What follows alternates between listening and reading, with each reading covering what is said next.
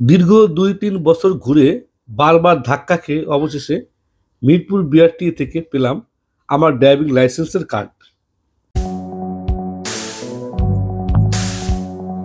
কিন্তু অবাক ব্যাপার হলো, হঠাৎ দেখি মানিব্যাগের ভিতরে একটা জায়গায় ৩টা কার্ড হয়ে গেছে।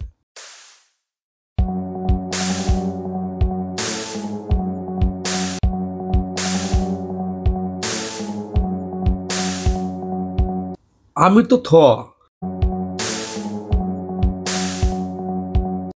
পরে খুলে দেখি কার্ডের এই অবস্থা।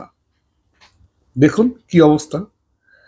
আপনারা দেখুন, আমাদের সরকার আমাদের সাথে কিরকম প্রতারণা করছে এই ড্রাইভিং লাইসেন্সের কার্ড দিয়ে।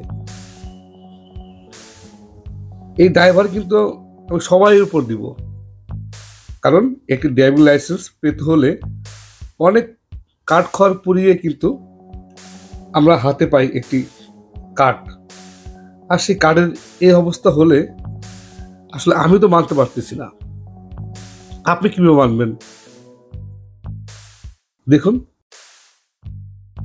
মানে হাত দিয়ে খুলে আবার লাগাচ্ছি, আবার লাগাই, আবার খুলি। দেখুন, কিন্তু এখন দেখি একটি লাইসেন্সের নামে ৩টা কার্ড।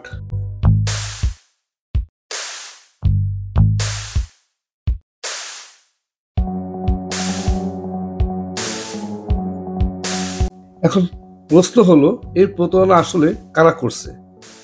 আমরা দেশের মানুষ করছি, নাকি বিআরটির লোক করছে, নাকি সড়ক যোগাযোগ মন্ত্রণালয় করছে? এই লাইসেন্সের জন্য হাজার হাজার টাকা, শ্রম, সময় ২-৩ বছর নষ্ট হয় আমাদের।